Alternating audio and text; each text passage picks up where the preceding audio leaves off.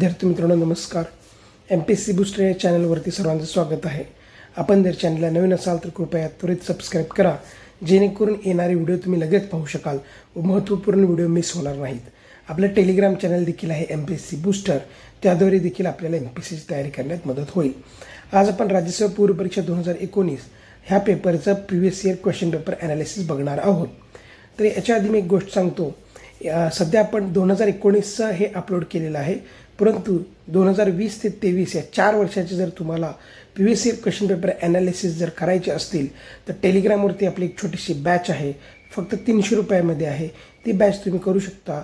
अनेकांनी ती बॅच घेतलेली आहे. त्या बॅचचं वैशिष्ट्य असं आहे की या बॅचमध्ये आपण previous year question paper analysis करत असताना अनेक गोष्टी कव्हर केल्या आहेत. आयोगाचा पेपर हॉलमध्ये सोडवायचं कसा, प्रेशर कसं हँडल करायचं, माहीत नसताना उत्तर कसं काढायचं, क्वेश्चनमध्ये आयोग काय माहिती देतं जेणेकरून उत्तर काढायला मदत होते, ऑप्शन कसे पाहायचे, अभ्यास कसा करायचा, प्रत्येक विषयाची स्ट्रॅटेजी कशी पाहिजे, करंटला नेमकं मोजकं काय करायचं, विज्ञानचं जो काय अवघड पार्ट आहे तो कसा हँडल करायचा, घटना, भूगोल, इकॉनॉमी हे मार्क्स देणारे विषय आहेत. पण तिथं कुठं चुकतो आपण परीक्षा नापास होतो म्हणजे नेमके कुठे मार्क्स जातात, कशामुळे आपण नापास होतो, या गोष्टी तुम्हाला समजतील. आपल्याला काय करायला पाहिजे आपण जे आपले मार्क्स वाढतील, या सगळ्या अनेक गोष्टी याच्यामध्ये आपण ॲप्रोच बिल्डिंग, लॉजिक बिल्डिंग सगळं या बॅचमध्ये कव्हर केलेलं आहे.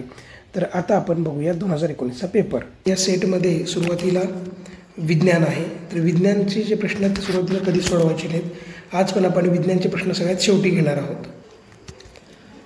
हा प्रश्न राज्यघटनेचा आहे. भारतीय स्वतंत्र कायदा 1947मुळे संविधान सभेच्या स्थानामध्ये झालेल्या बदलाबाबतची खालील विधाने विचारात घ्या. संविधान सभा पूर्ण सार्वभौम बनली. संविधान सभा ही स्वतंत्र भारताची पहिली संसद बनली. जेव्हा संविधान सभा विधिमंडळ संस्था म्हणून भरत असे तेव्हा तिच्या अध्यक्षस्थानी डॉक्टर राजेंद्र प्रसाद असत. संविधान सभेची सदस्य संख्या 389च्या तुलनेनं 299पर्यंत कमी झाली. आता कुठलाही विषय असो तर सुरुवातीला पाहायचं की विचारले का योग्य अयोग्य. तर इथं चूक आहे किंवा अयोग्य असं विचारलं नाही आहे, तेव्हा आपल्याला योग्य चूक शोधायचं आहे. तर हे बघा, 1947चा जो स्वातंत्र्याचा कायदा होता त्यानुसार संविधान सभा सार्वभौम बनली, हे योग्य बरोबर आहे. संविधान सभा स्वतंत्र भारताची पहिली संसद बनली, बरोबर आहे. कारण 1947ला तेव्हा काही संसदेची निवडणुका झाल्या नव्हत्या. पहिली संसद जी आहे ती 1952ला दिली आहे. त्यामुळं स्टेटमेंट बी जे ते बरोबर आहे. तोपर्यंत संविधान सभेनंच पहिली संसद म्हणून काम केलं आहे. जेव्हा संविधान सभा विधिमंडळ संस्था म्हणून भरत असेल, म्हणजे जेव्हा ती संसद म्हणून काम करत असेल तेव्हा तिच्या अध्यक्षस्थानी मावळणकर होते, राजेंद्र प्रसाद नव्हते. तेव्हा स्टेटमेंट चूक आहे. चूक आहे. तर केला, गेला, गेला, 3 स्टेटमेंट एलिमेंट झाले आणि उत्तर आलं. समजा तुम्हाला सदस्य संख्येमध्ये कन्फ्युजन आहे की 389वरून 299 झाली की नाही, तुम्ही शुअर नाही आहे. पण इथं तुम्हाला जर फिक्स माहिती आहे की तिचे अध्यक्ष संसदेचे हे राजेंद्र प्रसाद नसून मावळणकर असायचे, त्यामुळं उत्तर बरोबर आहे. अजून एक, पहिली संसद बनली आहे का, पूर्ण सार्वभौम आहे. काही गोष्टी माहीत जरी नसल्या तरी फक्त एक स्टेटमेंट तुम्ही शुअर आहात की फिक्स चूक आहे, 100% चूक आहे. तर ला एलिमिनेट केल्यानंतर उत्तर येतं. म्हणजे आपल्याला काय मला असं सांगायचं आहे की सगळे स्टेटमेंट वाचायचे, पूर्ण स्टेटमेंट वाचायचे, त्यानंतरच विचार करायचा. विचार म्हणजे डिसिजन घ्यायचा आहे. लगेच मला माहीत नाही पूर्ण सार्वभौम बनली आहे का, पहिली संविधान सभा पहिली संसद बनली आहे का, की सदस्य संख्या किती आहे मला माहीत नाही, मी कन्फ्यूज झालो, लगेच तिथं आपण आपलं जे कॉन्फिडन्स आहे तो डाऊन करतो. असं करायचं नाही. कुठलाही पेपर असो 4ही स्टेटमेंट वाचायचे. मला हे माहिती आहे का असं पुढं जायचं आणि जे स्टेटमेंट माहिती आहे त्याच्यावरून इन्क्लुजन करून उत्तर निघतं का पाहायचं आहे. तर पुढचा प्रश्न, 1978च्या 44व्या घटना दुरुस्ती अधिनियमाद्वारे राष्ट्रीय आणीबाणी संदर्भात खालीलपैकी कोणती तरतूद केली नाही. हे खूप महत्त्वाचं आहे. आपण काय करतो, 1978-44 दुरुस्ती राष्ट्रीय आणीबाणी असं वाचतं लगे पटकन, मला माहिती आहे 44 दुरुस्ती जनता पार्टीने केली ती, लगे आपण वाचत बसतो खाली. पण त्यांनी विचारलं काय, नाही विचारलं. हे खूप महत्त्वाचं आहे. असे प्रत्येक GSमध्ये तुम्ही एक क्वेश्चन जरी सिली मिस्टेक टाळली तर साधारणतः 5 विषयामध्ये 10 मार्क आपले वाढणार आहेत. प्री पास होणं न होणं याच्यामध्ये अनेक गोष्टी कारणीभूत आहेत. त्यातली एक गोष्ट म्हणजे सिली मिस्टेक्स अवॉइड करणं, क्वेश्चन पूर्ण वाचणं, क्वेश्चनचे सगळे पर्याय पाहणं. मला अनेक जण म्हणतात की 2 मार्कने गेली, मिस्टेक केल्या, तर या टाळल्या तर आपण नक्की पास होऊ. आता बघूयात काय सांगितलं यांनी. केलेली नाही विचारलं 44व्या दुरुस्तीनुसार.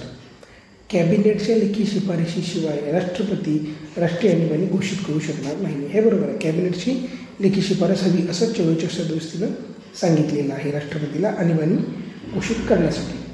अंतर्गत अशांतताऐवजी सशस्त्र बंडाळी हा शब्दप्रयोग करण्यात आला. हेही बरोबर आहे. सशस्त्र बंडाळी हा शब्द घालण्यात आला. अनुच्छेद 19 खाली असलेले 6 मूलभूत अधिकार केवळ युद्ध अथवा परकीय आक्रमणाच्या कारणास्तव घोषित करण्यात आलेल्या आणीबाणीमध्ये निलंबित करता येतील. सशस्त्र मंडळीच्या कारणास्तव घोषित करणाऱ्या आणीबाणीत निलंबित करता येणार नाही. म्हणजे काय, जेव्हा युद्ध असेल किंवा परकीय आक्रमण झालं तेव्हाच 19 खालचे 6 मूलभूत अधिकार जे आहेत ते निलंबित करता येतील. परंतु केवळ सशस्त्र मंडळीच्या कारणास्तव आणीबाणी असेल तर ते निलंबित करता येणार नाहीत. हेही बरोबर आहे. पुढचं स्टेटमेंट आहे, जर संसदेच्या कोणत्याही सभागृहाने आणीबाणीच्या घोषणेला विरोध करणारा अथवा आणीबाणी चालू ठेवण्यास विरोध करणारा ठराव कोणत्याही वेळी मंजूर केला तर राष्ट्रपतीने आणीबाणी मागे घेण्याची घोषणा करणे आवश्यक आहे. तर हे जे ठराव आहे ना, तर कोणत्याही सभागृहानं नसून तो लोकसभेने आहे. कोणत्याही सभागृहाने खूप चुकवलेलं आहे, तर लोकसभेने पाहिजे. लोकसभेने ठराव केला तेव्हा आणीबाणी मागे घ्यावी लागते राष्ट्रपतीला. त्यामुळे स्टेटमेंट 4 ही तरतूद केलेली नाही. तर आपण गडबडीत प्रश्न वाचला तर लगेच स्टेटमेंट 1 बरोबर करून चूक करतो. पुढचा प्रश्न, त्याच्यात काय विचारलं, चुकी बरोबर ते पाहायचं आहे. तर चूक वगैरे असं विचारलं नाही. मूळच्या राज्यघटनेत उपराष्ट्रपतीची निवड संसदेच्या दोन्ही सभागृहांच्या संयुक्त बैठकीत व्हावी अशी तरतूद होती. बरोबर आहे. मूळच्या घटनेत उपराष्ट्रपती संयुक्त बैठकीत निवडावं असं सांगितलं होतं. 1961च्या 11व्या घटना दुरुस्तीनं उपराष्ट्रपतीच्या निवडीची पद्धत बदलण्यात आली. हे बरोबर आहे. उपराष्ट्रपतीची निवड दोन्ही सभागृहांच्या केवळ निर्वाचित सदस्यांच्या निवड मंडळाकडून केली जाते. हे चूक आहे. केवळ निर्वाचित नाही, सर्व सदस्य असतात उपराष्ट्रपतीच्या निवडणुकीमध्ये, आणि राष्ट्रपतीच्या निवडणुकीमध्ये मात्र निर्वाचित सदस्य असतात. नामनिर्देशित सदस्य राष्ट्रपती निवडणुकीत नसतात आणि नामनिर्देशासहित सर्व सदस्य उपराष्ट्रपतीच्या निवडणुकीमध्ये असतात. तेव्हा क स्टेटमेंट चूक आहे की केवळ निर्वाचित सदस्य असतात. निवड मंडळ अपूर्ण होते या कारणास्तव उपराष्ट्रपतीच्या निवडणुकीला आव्हान देता येत नाही. बरोबर आहे. आता या स्टेटमेंटचं आपण ॲनालिसिस करू किंवा डीपमध्ये हा क्वेश्चन पाहूया. समजा तुम्हाला माहीत नाही की सुरुवातीची कशी पद्धत होती काय, पण इथं बघा, मूळच्या घटनेत निवड उपराष्ट्रपतीची निवड दोन्ही सभागृहाच्या संयुक्त बैठकीत आहे असं फर्स्ट स्टेटमेंट आहे. सेकंड म्हणते की घटना दुरुस्ती पद्धत बदलण्यात आली, म्हणजे फ्लो स्टेटमेंट आहे. ए स्टेटमेंटवर अवलंबून बी आहे, म्हणजे अशी लिंकेज ब सांगतोय. यांच्यामध्ये काहीतरी लिंक दिसते, काहीतरी लिंक दिसते. जेव्हा असे लिंक स्टेटमेंट असतात, फ्लो स्टेटमेंट असतात, तेव्हा ते बरोबर असतात. अशा गोष्टी आपण जुने जे ॲनालिसिस केले ते 20, 21, 22 पेपर त्यामध्ये पाहिलेले आहेत. म्हणजे अ ब तर फिक्स बरोबर आहे. अजून एक गोष्ट, जर राज्यघटनेमध्ये ना एक्स्ट्रीम वर्ड घालून आयोग चुकवतो. केवळ एक्स्ट्रीम आहे, फक्त एवढेच, फक्त तेवढे, ते असं टोकाचं आहे. तर हे चूक आहे. क स्टेटमेंट दोन्ही सभागृहाच्या केवळ हे चूक आहे. आणि निवड मंडळ इलेक्टोरल कॉलेज इथं बघा, इथं त्यांनी इंग्लिशमध्ये पण दिलं आहे आणि मराठीत पण दिलं आहे. सहसा असं जेव्हा असतं ना ते स्टेटमेंट बरोबर असतं.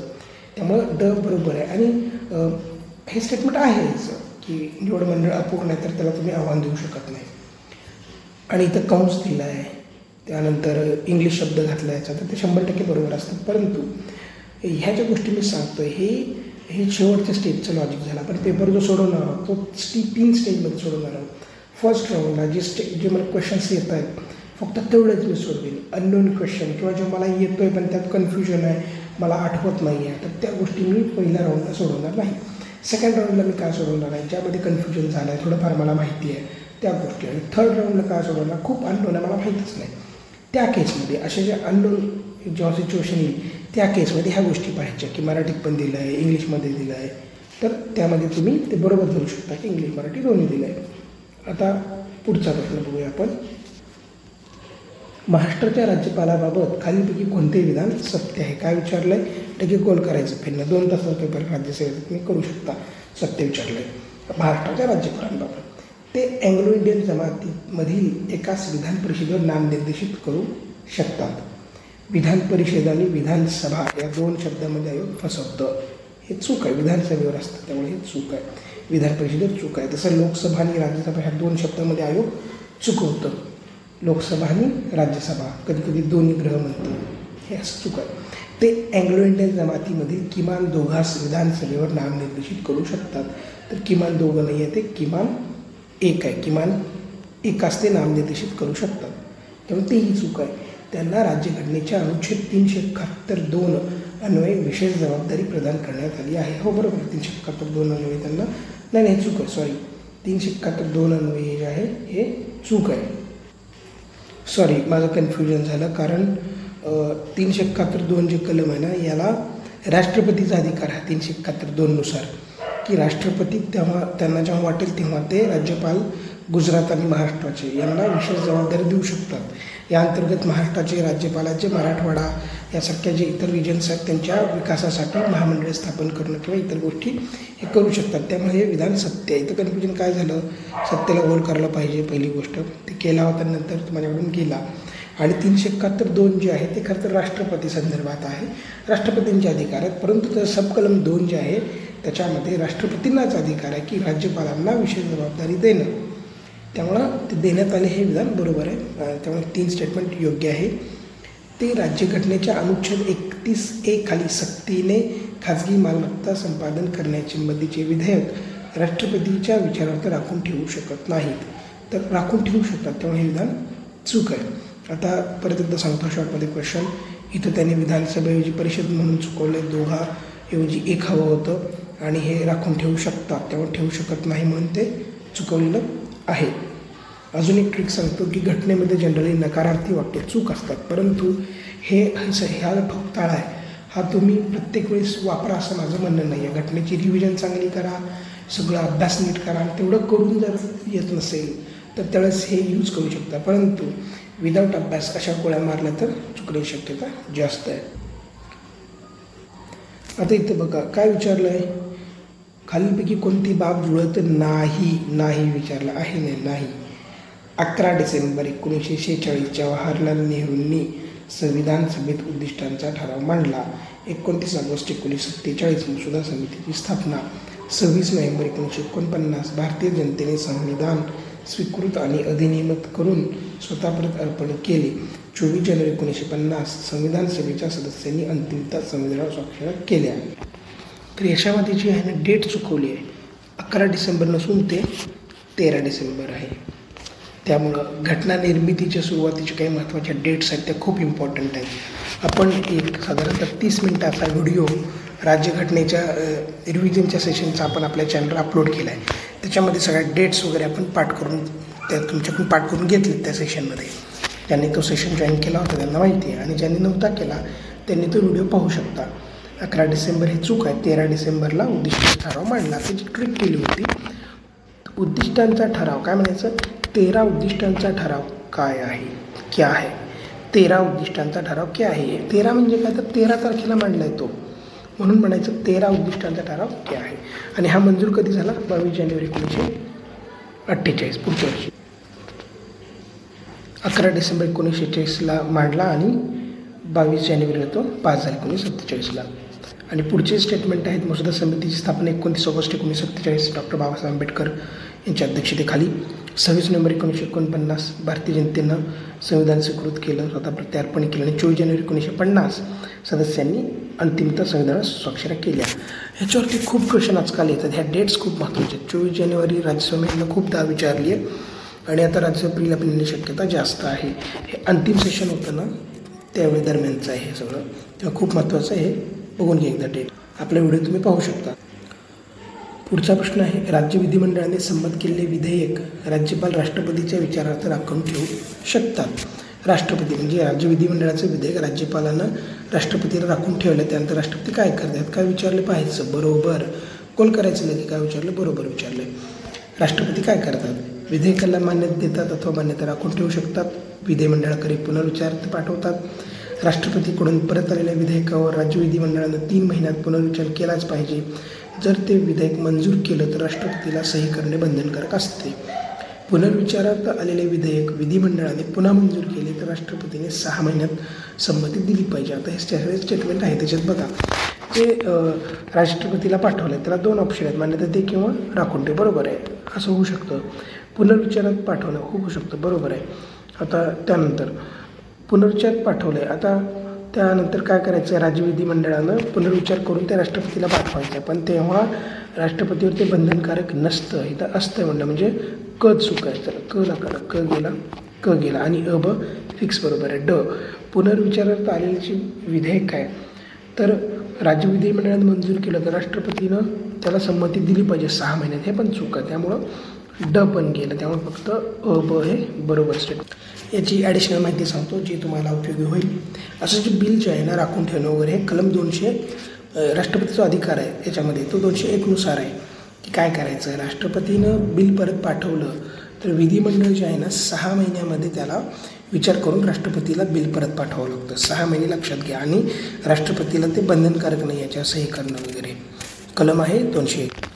याच्यामध्ये कलम 200 जे आहे ना त्याच्यामध्ये विधिमंडळ बिल राज्यपालाकडे सहीसाठी पाठवतात 200मध्ये. आणि 201मध्ये राज्यपाल त्या राष्ट्रपतीच्या विचारार्थ राखून ठेवू शकतो. तर पुढचा क्वेश्चन बघा, 27वा क्वेश्चन. भारतात न्यायालयीन पुनर्लेखन काय सुचवते. तर कायद्यांची आणि कार्यकारी आदेशांची घटनात्मकता घोषित करण्याचा न्यायालयीन अधिकार म्हणजे काय, the power of judiciary to pronounce upon the constitutionality of laws and executive orders. म्हणजे न्यायालयीन पुनर्लेखन म्हणजे काय, जे कायदे संसद जे कायदे करतात किंवा विधिमंडळ जे कायदे करतात आणि जे कार्यकारी आदेश आहेत सरकारांचे यांची घटनात्मकता म्हणजे ते घटनात्मक आहेत का घटनेचं उल्लंघन करतात या गोष्टी पाहणं म्हणजे न्यायालयीन पुनर्लेखन करणं. तेव्हा पर्याय क्रमांक 1 बरोबर आहे. दुसरा पर्याय बघा, कायदेमंडळाद्वारे मंजूर करण्यात आलेल्या कायद्यांचे सुज्ञपणा यावर प्रश्न उपस्थित करणे. तर हे चूक आहे, प्रश्न उपस्थित करणे वगैरे नाही आहे, तर घटनात्मक आहे की नाही बघणे. त्यामुळे पर्याय क्रमांक 1 बरोबर आहे. तिसरा स्टेटमेंट आहे, कायदेशीर मान्यता असलेल्या सर्व बाबींची राष्ट्रपतीची मान्यता मिळणं अगोदर पुनर्लेखन. असं का नाही आहे की कायदा वर राष्ट्रपती सही होण्याच्या आधीच बघणं, सही झाल्यानंतर जो कायदा बनतो त्याचं ते पुनर्लेखन करतात. तेव्हा 3 चूक. आपल्याच यापूर्वी आलेल्या समानत्व म्हणजे आपला जुना जो निर्णय आहे त्याच्यावर पुनर्लेखन करणं हे चूक आहे. तेव्हा पर्याय क्रमांक 1 बरोबर. खालील विधाने कोणते विधान भारतीय घटनेत तरतूद म्हणून समाविष्ट केले आहे. राज्याचा राज्यपाल म्हणून नियुक्त होणारी व्यक्ती ही भारतीय संघातील इतर दुसऱ्या राज्याची रहिवासी असली पाहिजे. असं काही कुठं घटनेत म्हणले नाही की राज्यपाल राज्याबाहेरचा असावा. हे काही विविध समित्या ज्या होत्या, विविध आयोग जे होते, सरकारी आयोग, पंची आयोग, त्यांनी या शिफारसी दिलेल्या आहेत. ह्या घटनेत नाही आहे, त्यामुळे अचूक आहे. त्यामुळे अचूक आहे. समजा बघा अचूक आहे, गेला. आता देशाच्या धर्मनिरपेक्ष वैशिष्ट्याची खात्री देण्यासाठी सर्वोच्च न्यायालयातील किमान एक न्यायाधीश मुस्लिम असला पाहिजे. असं कुठं नाही आहे घटनेत, त्यामुळे पण गेला. आता बघा, कचा माहीतच नाही आहे, कचा इथं कुठं पर्याय नाही, त्यामुळे पर्याय काय वरीलपैकी एकी नाही. काय संसदेच्या लोकलेखा समितीचा अध्यक्ष हा विरोधी पक्षाचा असला पाहिजे असं पण कुठं थेट म्हणलेलं नाही आहे.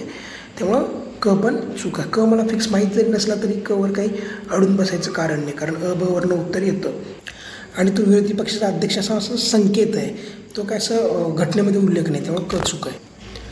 नुकताच ओडिसा काही स्टेटमेंट दिले त्यातलं बरोबर विचारलेलं आहे. ओडिसा विधानसभेनं विधान परिषद निर्माण करण्याचा ठराव मंजूर केला. सध्या 5 राज्यांना विधान परिषद आहे. केरळ, गुजरातमध्ये विधान परिषद निर्माण करण्यासंबंधीचे प्रस्ताव संसदेत प्रलंबित आहेत. विधान परिषदेचे 1/12 सदस्य नोंदणीकृत पदवीधरांकडून निवडले जातात. बरोबर आहे, 1/12 सदस्य नोंदणीकृत पदवीधर जे आहेत त्यांच्याकडनं निवडले जातात. 1/12 हे शिक्षक मतदारसंघातूनही असतात. आता यातलं बघा 5 ब स्टेटमेंट फिक्स चूक आहे, कारण आपल्या अभ्यासाचा भाग आहे. किती राज्यात विधान परिषद माहिती पाहिजे, ब गेला आणि ड स्टेटमेंट फिक्स बरोबर आहे, बरोबर आहे. आता उरला आणि क मध्ये काय म्हणतं, केरळ, गुजरातमध्ये विधान परिषद. अच्छा, हे जे आहे ना त्यावेळेस करंटमधलं 19मधलं, तेव्हा ओडिसानं विधान परिषदेचा ठराव मंजूर केला होता निर्माण संबंधीचा. गुजरात किंवा केरळमध्ये असं काही झालं नव्हतं, त्यामुळं ते प्रलंबित आहे वगैरे असं काही नाही आहे, त्यामुळे ते चूक आहे. त्यामुळे आणि ड फक्त बरोबर. काय विचारलं, खालीपैकी कुठलं विधान चूक. काय विचारलं चूक. लोकसभेत अविश्वास ठराव कोणत्या कारणावर आहे हे स्पष्ट करावे लागते. चूक आहे, कारण द्यायची गरज नाही आहे. आणि अविश्वास ठराव खूपदा विचारला आहे, त्यामुळे नीट पाहिलं तर आपलं उत्तर सहज कळून जाईल. काय चूक आहे, चूक आहे. म्हणजे इथे चूक आहे, लगे ला गोल करायचं नाही, कारण चे 2 पर्याय, सगळे पर्याय पाहिजे आधी. लोकसभेत अविश्वास ठराव दाखल घेण्यासंबंधीची पद्धत लोकसभेच्या नियम 198मध्ये सांगितलं. बरोबर आहे की नियम 198मध्ये अविश्वास ठराव दाखल केल्यानंतर तो दाखल करण्यास मंजुरी मिळाल्यापासून 10 दिवसांच्या आत चर्चेस घेतला गेला पाहिजे. बरोबर आहे. एकदा दाखल झाल्यानंतर 10 दिवसात त्याच्यावर चर्चा असते. इटलीमध्ये सरकारला संसदेच्या दोन्ही सभागृहाच्या पाठिंब्याची गरज असते. आता इटलीचं स्टेटमेंट आपल्याला माहीत नाही, कारण इटलीच्या घटनेचा अभ्यास आपण करत नाही. त्यामुळं असे जे स्टेटमेंट आहे ते बरोबर म्हणायचे. आपण 20-21 व्हिडिओमध्ये अशा अनेक गोष्टी पाहिल्या की ज्या अननोन आहेत, आयोगाने त्या बरोबर दिलेल्या आहेत. त्यामुळे नेहमी हे बरोबरच करायचं. परंतु तुमचा अभ्यास आहे की मला माहिती आहे इटलीमध्ये काय लागतो आणि फिक्स मला माहिती आहे, तर तुम्ही त्या अभ्यासावर उत्तर द्या. पण तुम्हाला माहीत नसेल तर त्या केसमध्ये सहसा बरोबर करा. शेवटी ही तुमच्या म्हणजे पर्सनल डिसिजनवरती आहे. काय विचारलं आहे? भारतीय निर्वाचन आयोग कोणते विधान चूक विचारलं आहे. चूक लगेच चूक लागू करायचं. केवळ मुख्य निर्वाचन आयुक्तांना आपल्या कार्यकाळाची सुरक्षितता आहे, परंतु इतर निर्वाचन आयुक्तांना सुरक्षित नाही. बरोबर आहे. किंवा मुख्य निर्वाचित आयुक्तांनाच सुरक्षा आहे. मुख्य निर्वाचन आयुक्तांचे स्थान अथवा दर्जा सर्वोच्च न्यायालयाच्या न्यायाधीशात समान आहे. चूक आहे. सर्वोच्च न्यायाधीशाचा दर्जा जो आहे तो 9मध्ये आहे आणि मुख्य निर्वाचन आयुक्तांचं स्थान हे 9A आहे. 9A कोण कोण आहे? UPSCचे अध्यक्ष, कॅग आणि मुख्य निर्वाचन आयुक्त. त्यामुळं 2 स्टेटमेंट फिक्स चूक आहे. तिसरं, मुख्य निर्वाचन आयुक्त केवळ समानातील प्रमुख आहेत. बरोबर आहे. जो 3 जणांचा आयोग बनलेला आहे इलेक्शन कमिशन, त्याच्यामध्ये ते केवळ समानातले प्रमुख आहेत. जर एखाद्या बाबतीत मुख्य निर्वाचन आयुक्त आणि इतर निर्वाचन आयुक्त यांच्यात मतभेद झाले तर त्या बाबींचा निर्णय बहुमताने घेतला जातो. हेही बरोबर आहे. आता हे जे आहे ना आयुक्तांचा स्थान, दर्जा वगैरे हे पदनाम तालिका जी आपली त्यातलं आहे. त्यामुळे ते पण तुम्ही व्यवस्थित बघणं गरजेचं आहे. फर्स्ट कोण, सेकंड कोण, थर्ड कोण यासंबंधीचा एक छोटा व्हिडिओ आपण टाकणार आहोत, तो तुम्ही पाहून घ्या. भारतीय राज्यघटना आता काय विचारलं आहे? बरोबर नाही विचार. नीट व्हायचं क्वेश्चन. बरोबर नाही म्हणजे काय? चूक. तुम्ही जर असं कन्फ्यूज होत असाल बरोबर नाही का म्हणजे काय, तर इंग्लिशमध्ये पाहायचं. इथं बघा काय विचारलं इथं. Not correct. नॉट करेक्ट म्हणजे करेक्ट नसणारं म्हणजे चुकीचं काय असं त्यांनी विचारलं आहे. तिथं बघा भारतीय घटना अनुच्छेद 21नुसार कोणत्याही व्यक्तीचे जीवित किंवा व्यक्तिगत स्वातंत्र्य कायद्याच्या योग्य प्रक्रियेशिवाय हिरावून घेतलं जाणार नाही. हा क्वेश्चन खूप ट्रिकी होता. काय विचारलं आहे? घटना अनुच्छेद 21नुसार म्हणजे ते 21मध्ये असं लिहिलं आहे असं त्यांचं म्हणणं आहे. कायद्याची योग्य प्रक्रिया म्हणजे ड्यू प्रोसेस आपलं हे चूक आहे. असं कुठं घटनेत नमूद नाही केलं. ते मेनका गांधी खटल्यामध्ये सुप्रीम कोर्टनं सांगितलं. त्यामुळं बरोबर नसणारं कुठलं आहे? आहे. तर आलं उत्तर. क मला माहीत नसेल तरी चालतं, पण तरी पण आपण बघायचे तिन्ही पर्याय. कलम 20नुसार एकाच व्यक्तीवर एकाच गुन्ह्यासाठी अधिक वेळा शिक्षा किंवा खटला चालणार नसतो. ते बरोबर आहे. आणि हाच क्वेश्चन 2022च्या प्रिलिम्सला आला आहे. याचा जर पुढचा टाकला की विभागीय खटल्यामध्ये काय होतं वगैरे ते असं आहे. ते विभागीय खटल्यामध्ये असते शिक्षा एकाच वेळा अधिक म्हणजे एकापेक्षा अधिक वेळा वगैरे तो खटला चालवणं, शिक्षा देणं विभागीय प्रकरणात ते होतं. कलम 14नुसार भारतीय प्रदेशात कोणत्याही व्यक्तीस कायद्यापुढे समान तत्व कायद्यात समान संरक्षण नाकारणार नाही. बरोबर आहे. कायद्यापुढे समान संरक्षण असतं. त्यामुळं बरोबर आहे. खंडित विधान विचारात घ्या. काय विचारलं आहे? योग्य विचारलं आहे. लगे गोल करायचं. योग्य की अयोग्य. भारतीय राज्यघटनेचे अनुच्छेद 2 हे भारतीय संघराज्याचा भाग नसलेल्या भूप्रदेशाचा समावेश अथवा त्याची नवीन राज्यामध्ये स्थापण्यासंबंधीचा. बरोबर आहे. म्हणजे अनुच्छेद 2नुसार भारतीय संघराज्याचा भाग नसलेला जो भूप्रदेश आहे म्हणजे आपल्या देशाच्या बाहेरचा, त्याला घ्यायचं का नाही आपल्या देशामध्ये यासंबंधीचं ते आहे. हे सगळं डिटेल आपण घटनेचा व्हिडिओ अपलोड केला 30 मिनिटात. त्यात सगळे दिलेले आहेत हे कलम पण, त्यामुळे पाहून घ्या तो व्हिडिओ. घटनेचे अनुच्छेद 3 हे अस्तित्वात असलेल्या केंद्रशासित प्रदेशासह घटक राज्यांच्या स्थापनेसंबंधी अथवा त्यातील बदलासंबंधी आहे. बरोबर आहे. कलम 3नुसार अस्तित्वात असलेले भारतामधले केंद्रशासित प्रदेश किंवा घटक राज्य यांच्या स्थापनेसंबंधी बदलासंबंधी आहे. जर कन्फ्युजन असेल इंग्लिशमध्ये आपण पाहू शकतो. भारतीय घटनेतील म्हणजे मराठीत काही तुम्हाला कन्फ्यूज होत असेल इंग्लिश पाहू शकता. घटनेतील कलम 3नुसार जे विधेयक आहे ते केवळ लोकसभेत मांडू शकतो. हे चूक आहे. लोकसभेत असणे कुठल्याही आपण सभागृहात ते मांडू शकतो आणि हे साध्या बहुमतानं मंजूर करतात. तेव्हा ब बरोबर क चूक. इथं बघा तुम्हाला माहिती आहे की बरोबर आहे आणि क चूक आहे. तुम्हाला बद्दल कन्फ्युजन आहे. एक फॉर एक्झाम्पल सांगालो हे स्टेटमेंट तुम्हाला माहिती आहेत तिन्ही, पण काही अननोन क्वेश्चन आला त्यात तुम्ही असं करू शकता. तुम्हाला काय माहिती क चूक आहे, मग वरील सर्व गेला, क गेला, क चूक आहे. राहिलो कोण? ब. म्हणजे केवळ एका स्टेटमेंटवर नाही तुम्ही उत्तर काढू शकता. हे काय सांगतो? एखादं स्टेटमेंट माहीत नाही त्याला की गोंधळून जायचं नाही. लोकन्यायालयासंबंधी क्वेश्चन आहे. काय विचारलं आहे? बरोबर नाही विचारलं आहे. हे खूप बघणं गरजेचं आहे. कायदेशीर सेवा अधिसत्ता अधिनियम लीगल सर्व्हिसेस अथॉरिटीज ॲक्ट 1987नुसार लोकन्यायालयांना वैधानिक दर्जा दिला गेला. बरोबर आहे. लोकन्यायालयात केवळ सेवेतील अथवा सेवानिवृत्त न्यायिक व्यक्तींचाच समावेश होऊ शकतो हे चूक आहे. लोकन्यायालयाने दिलेला प्रत्येक निर्णय हा अंतिम असतो, तो दोन्ही पक्षावर बंधनकारक असतो, हे बरोबर आहे. लोकन्यायालयाने दिलेला निर्णय हा दिवाणी न्यायालयाने दिलेल्या निवड्या समान असतो, बरोबर आहे. याच्यामध्ये 3 स्टेटमेंट बरोबर आहे. आणि दुसरं जे स्टेटमेंट आहे की केवळ सेवेतील अथवा सेवान्यायी निवृत्त न्यायिक व्यक्तींचाच समावेश होऊ शकतो, हे चूक आहे. स्टेटमेंट बी जे आहे ना, त्यात केवळ न्यायिक व्यक्ती नसतात, तर इतर लोक पण असतात, सामाजिक कार्यकर्तेसुद्धा याच्यामध्ये असतात. आणि याचं कलम 39A नुसार आहे घटनेचे लोक अदालत. पुढचा क्वेश्चन बघा, राज्य पुनर्रचना आयोग आणि कायदा याबाबत आहे तो. राज्य पुनर्रचना आयोगाची स्थापना आहे ती डिसेंबर 1953 केली होती, बरोबर आहे. आयोगाच्या प्रमुखपदी फजल अली होते आणि आयोगाच्या अन्य 2 सदस्य शिवी कामत आणि गोविंद वल्लभ पंत होते. समजा माहीत नाही मला 1953 माहीत नाही, पण बी स्टेटमेंट माहिती आहे की समजा इयरमध्ये कन्फ्यूज झालं, 53 आहे का 54 आहे का 52 आहे का, लगेच तिथं प्रेशराईज व्हायचं नाही एक्झाममध्ये. पुढचं स्टेटमेंट पाहिजे आणि ह्यात सगळं दिलं आहे. गोविंद वल्लभ पंत हे नव्हते. फजल अलीच्या जे आयोग होते त्यामध्ये गोविंद वल्लभ पंत नव्हते, हृदयनाथ कुंजर वगैरे होते, गोविंद वल्लभ पंत नव्हते. आयोगाने आपला अहवाल 1954 दिला. समजा मला माहीत नाही ते पण मला एवढं फिक्स माहिती की ब चूक आहे. ब गेला ओ आणि ड बरोबर. म्हणजे आयोगाने अहवाल कधी सादर केला, अहवाल कधी मंजूर झाला आणि तो अधिनियम कधी अस्तित्वात आला हे माहिती आहे. अस्तित्वात कधी आला, 1956 आला आहे. 1 नोव्हेंबर 1956 आला. आपलं द्विभाषिक महाराष्ट्र राज्य जे बनलं ते तेव्हा 1956 बनलं, कारण त्यावेळेस तो अंमलात आलता कायदा. क ड स्टेटमेंट आपल्याला काही माहीत नाही, म्हणून लगेच हा क्वेश्चन सोडून द्यायचा किंवा तिथं कन्फ्यूज व्हायचं नाही आहे. आपल्याला काय माहिती आहे, मला हे माहिती आहे की गोविंद वल्लभ पंत नव्हते, ब चूक आहे, लगेच ब ला काढायचं, ब गेला. ड उत्तर.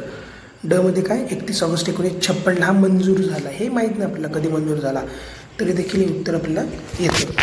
आता तारीख लक्षात ठेवा, 31 ऑगस्ट 1956 मंजूर आहे, कारण जर आला पिवायक तर यायला पाहिजे. पुढचा क्वेश्चन आहे, एकतेच्या पुतळ्याबाबत स्टॅच्यू ऑफ युनिटी कुठले विधान चूक आहे, काय विचारलं बघणं गरजेचं आहे. चूक विचारलं, बरोबर नाही. 182 मीटर उंच असलेला हा पुतळा न्यूयॉर्क त्याचे जे स्टॅच्यू ऑफ लिबर्टी आहे त्याच्यापेक्षा दुप्पट उंचीचा आहे. आपल्याला माहिती का, माहीत नाही, त्यामुळे बरोबर असेल म्हणायचं. पुतळ्याची मीटरमध्ये असलेली उंची गुजरातच्या विधानसभा मतदार संख्येच्या बरोबर आहे. तिथे पण 182 सदस्य आहेत. आणि 31 ऑक्टोबर 2018 हा सरदार वल्लभभाई पटेल यांचा 125 दिवस म्हणून साजरा केला गेला. तर हे चूक 125 तो नव्हता, त्यामुळं स्टेटमेंट 3 चूक आहे. पुढचं क्वेश्चन आहे, मानवी सांगाड्यात 5 प्रकारची हाडे असतात. वजनाला आधार देणे आणि हालचाली सुलभ करणे ही लांब हाडाची कार्य आहेत. स्नायूबंधांना दबावापासून वाचवणे सपाट हाडाचं फ्लॅट बोनचं कार्य आहे. The function of flat bone is to support tendon from stress. स्नायूबंधांना दबावापासून वाचवणे सपाट हाडांचं कार्य. समजा तुम्हाला माहीत नाही आहे किती प्रकारचे हाडे आहेत, काय त्याचं काम आहे, तर ब फिक्स बरोबर आहे, कारण हालचाली सुलभ करणे, वजनाला आधार देणे हे लांब हाडाचे कार्य आहेत असेल, बरोबर आहे. मी तर या केसमध्ये ना सर्व विधाने बरोबर करतो. याच्यामध्ये हे चुकणार आहे माझं, कारण मला माहीतच नाही क काय म्हणतं आहे, की म्हणजे माझा अभ्यास नाही. समजा जर सायन्सचा अभ्यास असेल तुमचा त्यावेळेस नव्हता आणि मग त्यावेळेस ऑल देऊ केलं तर चुकलं होतं. अ ब बरोबर आहे, इथं क चूक आहे. ज्या केसमध्ये आपल्याला फिक्स माहिती आहे तेव्हाच ते चूक करायचं, नाही तर करायचं नाही. याचं उत्तर आहे अ ब. तर पुढचा क्वेश्चन आहे, अणुपुरवठादार गट NSG त्यावेळेस करंटचा मुद्दा होता. सुरुवातीला याच्यामध्ये 7 सरकारे होती. 2018पर्यंत 51 होती. 18-19साठी परमाणु पुरवठा गटाध्यक्षपदी लाटविया आहे. अणुतंत्रज्ञान निर्यातदार बनण्यासाठी भारत हा परमाणु पुरवठादार गटात सामील होऊ इच्छितो. आधीच बघा, इच्छितो, शकतो, हे काहीच एक्स्ट्रीम नाही आहे. असू शकतो, करू शकतो वगैरे, तर ह्याला चूक करायचं नाही, बरोबर आहे. सुरुवातीला 7 होती, नंतर 18-19साठी लाटाविया अध्यक्ष आहे. तर NSGचा अभ्यास असेल तर त्यावेळेस कोण अध्यक्ष हे माहिती असतं, परंतु हा थोडासा डिफिकल्ट कॅटेगरीमधला क्वेश्चन होता, तो माहितीच होता. आणि त्यांची संख्या 18मध्ये किती आहे याच्यामध्ये त्यांनी चुकवलेलं आहे. आता हा ब्रिक्सच्या परिषदाने जोडायला हवा. आता इथं काय उफा कुठं, जोहान्सबर्ग हे माहिती असण्याची गरज नाही. इंडियात कधी झाली ती, गोव्यात कधी झाली ती, हे तुम्हाला माहिती असणं गरजेचं आहे. तर एक जे आहे ते इथं क बघा, क ला 2016मध्ये झाली होती इंडियामध्ये. तर आता तुम्हाला माहिती नाही की इंडियात कधी झाली ती, ह्याची ट्रिक्स आहे. BRICS जी आहे ना ब्रिक्स, ती 2014पासून ह्या क्रमाने होते. BRI, मग 2014ला ब्राझील, 15ला रशिया, 16ला इंडिया. मग 16ला इंडिया कुठं आहे, इथं. त्यामुळे जो उत्तर गोवा शिखर परिषद हे जोडून द्यायचं. कला एक उत्तर आलं. पुढचा क्वेश्चन बघा. भ्रष्टाचार प्रतिबंधी विधेयक 18 काय विचारलं? चूक विचारलं आहे.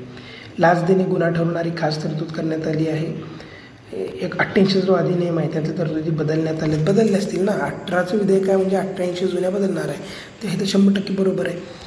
न्यायमूर्ती B.H. चौहानच्या अध्यक्षतेखाली 21व्या विधी आयोगाने केलेल्या शिफारसीचा समावेश करण्यात आला आहे. शिफारस समावेश करू शकतो, परंतु 21व्या विधी आयोगाने B.H. चौहान चुकवलेला आहे. त्यावेळेस तो करंटचा मुद्दा तो माहिती पाहिजे होता की कोण अध्यक्ष आहे, कितवा आयोग आहे. संधी सेवकांना लाच देणाऱ्या नागरिकांना दोषी ठरवल्यामुळे भ्रष्टाचार प्रतिबंधक कायद्यास युनोच्या भ्रष्टाचार विरोधी परिषद तत्त्वांची इथं बघा. सनदी सेवकांना लाच दिली नागरिकांनी तर नागरिक दोषी आहेत आणि हे युनोच्या कायद्याशी किंवा युनोच्या तत्वांशी सुसंगत आहे, चालणार आहे, बरोबर आहे. आणि इथं बघा उत्तरेचं काढतं आलं असतं. लाच देणे गुन्हा आहे इथं म्हणलं आहे, परत इथं काय म्हणलं आहे? लाच देणे दोषी, म्हणजे हा पण गुन्हाच आहे. म्हणजे ए आणि 4 स्टेटमेंट सेमच आहेत. गुन्हा हे असंच म्हणतात, त्यामुळे हे फिक्स बरोबर आहे. आणि 18चा कायदा तर 88मध्ये बदल करणारच आहे तो, तेही बरोबर आहे. मग राहिलं कोण? 3ला एलिमिनेट करायचं होतं. 31 जानेवारी 2018 जगाच्या मोठ्या भागात दुर्मिळ अशी ब्ल्यू मून घटना. आता ही आयोग करंट विचारतं ना, त्या वर्षी करंटमध्ये ना एखादी ठळक घटना घडली, खूप वर्षातनं एकदा घडली, अशा गोष्टी आयोग विचारतो. तर ही ब्ल्यू मून ही दुर्मिळ घटना तेव्हा झाली होती. याच्यामध्ये काय विचारलं आहे? ब्ल्यू मून, सुपर मून आणि पूर्ण चंद्रग्रहण एकाच दिवशी आलेला दुर्मिळ असा क्षण होता. बरोबर आहे, असेल तो क्षण. आणि आला होता जेव्हा 2 पूर्ण चंद्र एकाच कॅलेंडर महिन्यात दिसतात तेव्हा दुसऱ्या चंद्राला सुपर मून म्हणतात. आणि जेव्हा पूर्ण चंद्र पृथ्वीच्या अगदी निकट असतो तिला ब्ल्यू मून म्हणतात. इथं काय केलं आहे त्याने? हे बचं कल आणि कचं बला देऊन चुकवलं आहे. जेव्हा निकट असतो ना तर नावातच सांगतं, निकट आला म्हणतो मोठा असणार म्हणजे सुपर असणार आहे त्यावेळेस तो. आणि एकाच महिन्यात 2दा येतो ना पूर्ण चंद्र, त्याला ब्ल्यू मून म्हणतात. तेव्हा असं त्याने चुकवलेलं आहे. त्यामुळे फक्त बरोबर आहे. स्वच्छ सर्वेक्षण ग्रामीण पुरस्कार 2018 त्यावेळेच्या पुरस्कारात प्रथम कोण, द्वितीय कोण वगैरे असं. तर इथं त्यांनी काय केलं आहे? महाराष्ट्राचा क्रम आपल्याला माहिती पाहिजे होता, महाराष्ट्राला चुकवला आहे. ब गेला कडं उत्तर. त्यावेळेस महाराष्ट्राचा क्रम आहे तो माहिती पाहिजे. महत्त्वाचे जे काही सर्वेक्षण आहेत का राज्याला काही मिळालेले पुरस्कार आहेत आपले, ते आपल्याला माहिती पाहिजेत. टिक्का रोगाचा प्रादुर्भाव कोणत्या पिकास होतो? टिक्का भुईमुगाला होतो. खालील विधाने लक्षात घ्या. आणि काय विचारलं आहे? बरोबर विचारलं आहे. 2018पर्यंत एक म्हणजे जागतिक वारसास्थळं आहेत त्यावरचा क्वेश्चन आहे. जागतिक वारसास्थळं ना हे पाठ पाहिजेत आपल्या. भारतामध्ये किती आहेत, जगात सर्वाधिक कोणामध्ये आहेत, तर त्यावेळेसचे हे फॅक्ट्स आहेत 1900. आणि त्यांनी जे आहे ना चुकलं. इथं पण बघा भारताचं स्टेटमेंट चुकवलं त्यांनी.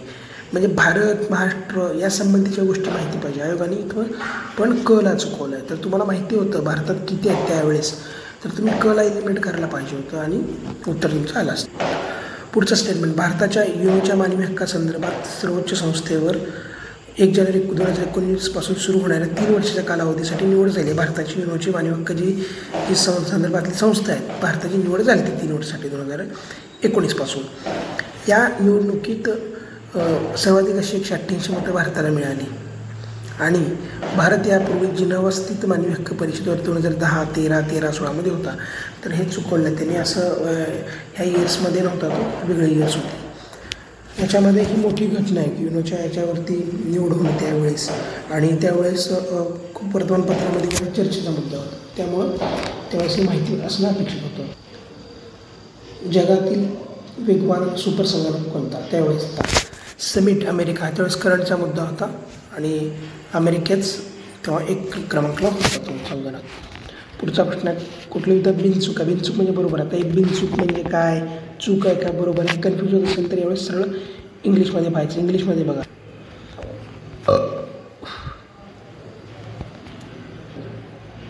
आता हा जो प्रश्न करंटमध्ये आला आहे पण याला भूगोलाचं नॉलेज पाहिजे होतं. भारताने म्यानमार सीमेवर असणाऱ्या मिझोराम राज्यातील झोकावतार इमिग्रेशन तपास नाका सुरू करण्यात आला आहे. म्यानमारच्या सीमेवर असणाऱ्या मिझोराम राज्यातील झोकावतार हा झुरननंतरचा दुसरा तपास नाका आहे असेल. म्यानमारबरोबर भारताची 1751 लांबीची सीमा असून ती अरुणाचल प्रदेश, नागालँड, आसाम, मेघालय या राज्यांना स्पर्श करते. तर म्यानमारला ना नागालँड, मणिपूर यांना ती टच करते. आसामला वगैरे टच नाही करत. त्यामुळे ते स्टेटमेंट चूक आहे. म्हणजे भूगोलाचा प्रश्न आहे. चूक तुम्हाला फिक्स माहिती आहे. क गेला तर उरला आणि ब. हे फ्लो स्टेटमेंट आहेत. काहीतरी झोकावतार हा इमिग्रेशन तपासण्या का सुरू केला आहे आणि हा नाका याच्यानंतरचा दुसरा आहे. ह्याला संबंधित हे क्वेश्चन आहे, तर ते सहसा बरोबर असतात. आता बघा ह्यात काय विचारलं आहे, चूक विचारलं आहे, चुकीचं विचारलं आहे. बरोबर की चूक हे नीट बघायचं. भारताचे पहिले पर्यावरणपूरक जैवइंधनयुक्त विमान चेन्नई बेंगलोर दरम्यान उडाले. इथं चुकवलं होतं, ते सिटी वेगळ्या होत्या.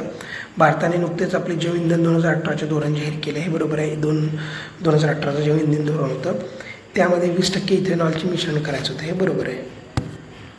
आता अशी ठळक घटना आहे की बायोफ्युएलवरती विमान उडतं आपलं देशात, तर ही अशी वेगळी घटना आहे, ते लक्षात पाहिजे आपल्या. त्या पुढचा क्वेश्चन आहे बॉनेट हेड शार्क. तो काय समुद्र गवत खातो, हिंदी महासागर आणि अरबी समुद्रात आढळतो प्रामुख्यानं. म्हणजे हे दोन टोक आहेत, हिंदी महासागर इकडे आणि अरबी समुद्र वेगळा. तर त्याच्यामुळं ना ते चूक आहे किंवा बरोबर आहे. आता भारतातील कोणत्याही राज्याचे विशेष दर्जा असलेले राज्य असे वर्गीकरण करण्यासाठी कोणत्याही प्रकारची तरतूद घटनेत समाविष्ट नाही आहे. असे काही घटनेत नाही, ते बरोबर आहे. याने काय विचारलं आहे, चूक विचारलं. काय विचारलं बघण्याचं, चूक विचारलं आहे. राष्ट्रीय विकास परिषदेने सर्वप्रथम 1969 साली जम्मू काश्मीर, आसाम, नागालँड यांना विशेष दर्जा राज्य म्हणून मंजुरी दिली. आता समजा मला हे स्टेटमेंट माहीत नाही आहे, पण मी मला सरळ सांगतं आहे की अशी मंजुरी राष्ट्रीय विकास परिषदेने दिली आहे. घटनेत अशी काही तरतूद नव्हती. म्हणजे आणि ब जे आहे ना ते फ्लो वाक्य आहेत. घटनेत अशी तरतूद नव्हती म्हणून ह्या विकास परिषदेने इथं दिलेली आहे. केंद्र प्रायोजित योजनांना आवश्यक असलेल्या निधीपैकी 90% निधी विशेष दर्जा असणाऱ्या राज्यांना केंद्राकडनं दिला जातो आणि नॉर्मल राज्यांना 60% असतं. हे बरोबर आहे. त्यामुळे चूक विचारलं, त्यामुळं कोणीपैकी की नाही. आता पुढचा प्रश्न इतिहासाचा जोड्या जुळवायच्यात आपल्याला. याल्दोज, कुब्जा, मोहम्मद इब्न बख्तार आणि ऐबक. हे मला पहिले 3 तर माहिती आहे, पण ऐबक माहिती आहे. कुतुबुद्दीन ऐबक होता. तो ऐबक म्हणजे तो दिल्लीला होता. डचं काय येणार, डचं उत्तर 1. ऐबक दिल्लीला आहे, तर उत्तर आपलं मिळून जातं लगेच. याल्दोज जो आहे तो अफगाणचा होता. तर दोस्त महम्मद जो होता ना तो अफगाणिस्तानचा होता. म्हणून हा दोस्त म्हणजे दोस्त अफगाणचा लक्षात ठेवा. रिपीट क्वेश्चन आला आणि थोडंसं ऑप्शन फिरवून टाकले तर याल्दोज अफगाण लक्षात ठेवा. कुबाचा सिंधू आणि मोहम्मद इब्न बख्तियार काय तो बंगालचा आहे. मौर्यपूर्व काळात भारत काय म्हणून ओळखला जातो, the queen of eastern seas. आता भारताचं स्थान जे आहे ते कुठं आहे जगाच्या याच्यामध्ये नकाशात किंवा पृथ्वीवर, तर ते ईस्ट साईडला, ईस्टर्न. म्हणून भारत काय असेल तो the queen of eastern seize.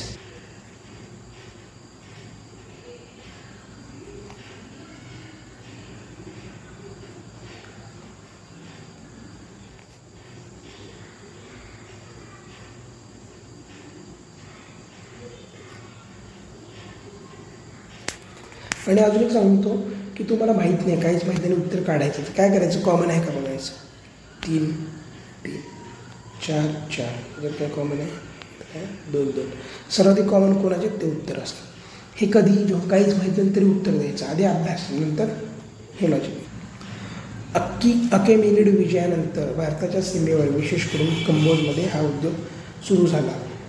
तर काय, जहाज बांधणी, ब्लँकेट बनवणे, हातमाग साड्या बनवणे आणि भांडी बनवणे. हा म्हणजे काय अभ्यासाच्या बाहेरचा क्वेश्चन होता. तर याच्यामध्ये कंबोजमध्ये काय करण्यात आलं, जहाज बांधणी, भांडी बनवणे वगैरे वगैरे. तर त्याचं उत्तर त्यांनी ब्लँकेट बनवून दिलेलं आहे. तर पुढचा प्रश्न बघा. हा प्रश्न तुम्हाला माहिती नाही तर इथे बघा, मग आधी मी सांगितलं कॉमनचं लॉजिक. इथं बघा 2 1 3 3 4 4 हे उत्तर.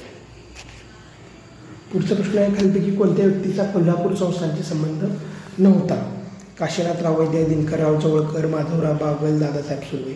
आता हे जे लोक ब्रह्मनित्य चळवळीचे आहेत आणि त्यांचा शाहू महाराजांशी संबंध होता, कोल्हापूर संबंध होता. म्हणून 2 4 तर फिक्स बरोबर आहे. दादासाहेब सुर्वेंचा पण होता, त्यामुळं काशीनाथराव वैद्य हे उत्तर आहे. आता पुढचा प्रश्न बघा. राजगोपालचारी, मदन मोहन मालवीय, विठ्ठलभाई पटेल, चित्तरंजन दास. यातलं मला काय माहिती आहे, मला माहिती आहे की विठ्ठलभाई पटेल जे होते अध्यक्ष होते विधिमंडळाचे. मग कोण आहे, कच एक, कच एक आलं उत्तर.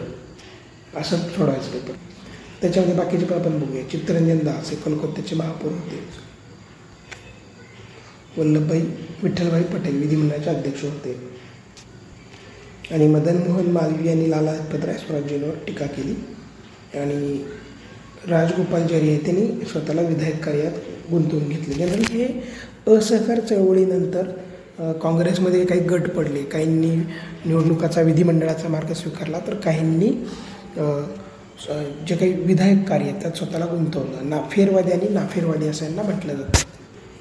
आता पुढचा क्वेश्चन बघा. एक वर्णन केले. एक लेखक होते, अस्पृश्याच्या वस्तीत जायचे. 1945ला आंबेडकर जयंतीच्या निमित्ताने कल्याण कार्यक्रमाचे अध्यक्ष होते. पुण्यात हिंदुत्वादी माहीत नाही, पण बघा डिटेलमध्ये श्री म उर्फ बापूसाहेब माटे हे उत्तर आहे. त्यामुळे माहीत नसला तरी सोडायचा नाही. ज्याचे डिटेल दिलेत, मोठं दिलं आहे, पूर्ण आईवडिलांचं सगळं नाव दिलं आहे, उर्फ वगैरे सगळं दिलं आहे, चिन्ह दिलं आहे, अशी उत्तरं असतात. पुढचा प्रश्न आहे, पंडित रामकुमार विद्यारत्न, कृष्णकुमार मित्र वगैरे हे जे संजीवनी संपादक आहेत ते कृष्णकुमार मित्र होते. बचं ते पर्याय क्रमांक येत होते लगे. पंडित रामकुमार विद्यारत्न जे आहेत ते कुली कहाणी लिहिलं. कृष्णकुमार मित्र यांचं जे आहे ते संजीवनी संपादक. पंडित शिवनाथ शास्त्री ब्रह्मविष्णारी होते. आणि द्वारकानाथ गांगुली बंगाली ते. पुढचा प्रश्न आहे, हा प्रश्न पण असं तुम्ही जर शांतपणे प्रश्न असेल तर उत्तर येणार आहे. मोगलकालीन स्थापत्यकला भारतीय शैलीची आहे. मोगलकालीन कलेवर पारशीन हिंदू दोघांचा प्रभाव आहे. मोगलकालीन स्थापत्यशैलीवर विदेशी प्रभाव आहे. या कलेवर कोणाचाच प्रभाव नाही. तर हे चूक आहे, कारण इथं वर दिलं आहे पारशीन हिंदूचा प्रभाव आहे, विदेशी प्रभाव आहे. विदेशी म्हणजे पारशीन वगैरे, त्यामुळे हे बरोबर आहे. विदेशी प्रभाव आहे, पारशीन प्रभाव आहे आणि भारतीय शैलीच्या म्हणून हिंदूंचा प्रभाव, असे तिन्ही फ्लो वाक्य आहेत आणि त्यामुळे चूक आहे. डला काढला आपण आणि ब बरोबर केलं. पर्याय क्रमांक 3. पुढचा प्रश्न आहे, कालानुक्रमानुसार लावायचे. तर पहिल्यांदा ढाक्यात मुस्लिम लीगची स्थापना साधारणतः 1906ला खुदिराम बोस यांचा देहांत करण्यात आला. 1908च्या आसपास लॉर्ड हार्डिंग्जवर बॉम्ब फेकला. आणि पुढचं आहे, सर प्रफुल्लचंद्र चॅटर्जी यांच्या अध्यक्षतेखाली लाहोर येथे हिंदू परिषद भरवली. हार्डिंग्जवर बॉम्ब 1911 चंद्रला फेकला होता. आणि ड आधी येते, मग ब ड क याचं उत्तर पर्याय क्रमांक 3. खालीलपैकी कोणत्या स्त्रिया ऋग्वेद काळाशी संबंधित होत्या? विश्ववारा, आपला, लोपमुद्रा आणि भूषा सर्व होत्या. माहीत नाही आहे, त्या केसमध्ये सुद्धा सर्वच आपण उत्तर लिहिणार आहोत. वरीलपैकी सर्व. कोणत्या प्रकाराने भारताची भांडवली संपत्ती ब्रिटनला नेत? ब्रिटिश लष्करी अधिकारी, नागरी अधिकाऱ्यांचे पगार, भांडवलदारांचा नफा, हिंदी सरकारचा झालेला खर्च ब्रिटनमध्ये आणि हिंदी सरकारने घेतलेल्या कर्जावरील व्याज. तर सगळे बरोबर आहे. या सगळ्यानुसार आपला पैसा ब्रिटनमध्ये जात होता. विजोडची व्यक्ती ओळखा. शंकरराव देव, गंगाधर देशपांडे, पुंडलिकची कातकडे, भास्कर विष्णू काळे. अशा केसमध्ये ना जी व्यक्ती आपल्याला माहिती आहे की जी व्यक्ती दिल्यापर्यंत खूप मोठी व्यक्ती आहे, तर ती व्यक्ती बरोबर करायची. तर शंकरराव देव आपण अनेकदा वाचतो महाराष्ट्राच्या संदर्भात, तर ती माहिती आहे. बाकीचे एवढं काही फारसे आपल्या वाचनात नाही आहे, तर उत्तर ते. यांच्या सेनापतींनी गंगेपर्यंत प्रदेश जिंकला आणि त्यांच्या आरमार प्रमुखांनी समुद्रापलीकडे प्रदेशावर सिलोन, निकोबार बेटं यांच्या भागावर अधिपत्य मिळवले. तर ते कोण होते? तर राजेंद्र चोळ. राजेंद्र चोळांनी त्यांच्या सेनापतींनी तो प्रदेश जिंकला होता. तुम्ही आपला व्हिडिओ आहे तो प्राचीन इतिहासाचा तो पूर्ण पहा, तुम्हाला हे उत्तर येऊन जातील. सूर्यकुल उत्पत्ती आणि संशोधक. तेजोमेघ, उल्का उत्पत्ती, ग्रहकण, भरती. आता याच्यामध्ये याचा पण एक छोटा पण व्हिडिओ बनवला, 1 मिनिटाचा व्हिडिओ आहे. आणि आयोगाने हा जो टॉपिक आहे याचे क्वेश्चन खूप रिपीट झालेत. आता हा जो हे जे आहे लॅपलास आणि तेजोमेघ हा 2022ला रिपीट झाला आणि फक्त एवढं जरी जोडलं ते उत्तर येत आहे. बाकीचे 3 नवीन संशोधक आहेत, परंतु फक्त मला लॅपलासचं तेजोमेघ माहिती आहे, उत्तर आलं. त्यामुळं जुने क्वेश्चन्स करणं, जुने पेपर बघणं, त्याचं ॲनालिसिस बघणं खूप महत्त्वाचं. आपल्या चॅनलवर 3-4 व्हिडिओ आहेत जुन्या क्वेश्चन अनालिसिसचे, तुम्ही जरूर बघा. केवळ माझेच बघा असं म्हणत नाही, जर तुम्हाला स्वतः पाहायचे आहेत किंवा इतर कोणाचे पाहायचे आहेत तुम्ही पाहू शकता, परंतु जुने क्वेश्चन तुम्ही बघणं खूप गरजेचं आहे. तर शेवटचे जे 8-10 दिवस उरले त्याच्यामध्ये सुद्धा आपण फक्त GSचा अभ्यास करत बसतो, पेपर पाहत नाही. आणि जे मुलं हे करतात त्यांचे प्रीचे चान्सेस कमी होतात आणि जी मुलं क्वेश्चन पेपरवर खूप भर देतात ती मुलंच पास होतात. त्यामुळं प्रश्न बघा.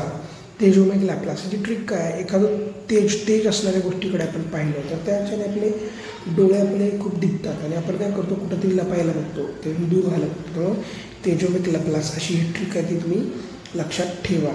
उल्का उत्पत्ती परिकल्पना लॉकियार. आता पुढचं आहे उल्का उत्पत्ती परिकल्पना, तर त्याचं आहे लॉकियार. मेटोरेट म्हणतात इंग्लिशमध्ये त्याला, त्याचं आहे लॉकियार. नंतर ग्रहकण परिकल्पना प्लॅन्टेसिमल जे आहे त्याचे कोण आहेत? तर त्याचे आहेत मुल्टन. हे कसं केलं आहे? प्लॅनेटेसिमल प्लॅनेटवरती मुलतानी माती असं मी पाठ केलं आहे. मुलतानी म्हणजे मुलटण असं कारण हे खूप रिपीट पडतात आणि ते पाठच पाहिजेत आणि असं पाठ होत नाही तर ट्रिकली पाठ करायचे. इंग्लिशमध्ये बघा प्लॅनेट इथं दिसतं, प्लांटेसमियर इथं आहे, प्लांटेसमियर म्हणून प्लॅनेटला काय मुलतानी माती मोल्टन असं केलं ते. भरती परिकल्पना जेम्स जीन्स. हे कसं लक्षात ठेवलं, जेम्स गोळीची ॲड असते बघा, अशी एकदम ढिगाने ती गोळ्या येतात तर भरती ती त्या गोळ्यांची भरती परिकल्पना जेम्स जीन. आणि असंच लक्षात ठेवा जेम्स जीन पण खूप वेळा आलेला आहे. आपला 1 मिनिटाचा व्हिडिओ तुम्ही तो बघा, तुम्हाला सगळं हे जे विविध थेरीज आहेत ते मला तिथे दिसतील आणि तुम्ही ते पाठ करा, तुमच्या ट्रिकली पाठ करा किंवा मी जे सांगितले त्यानुसार पाठ करा.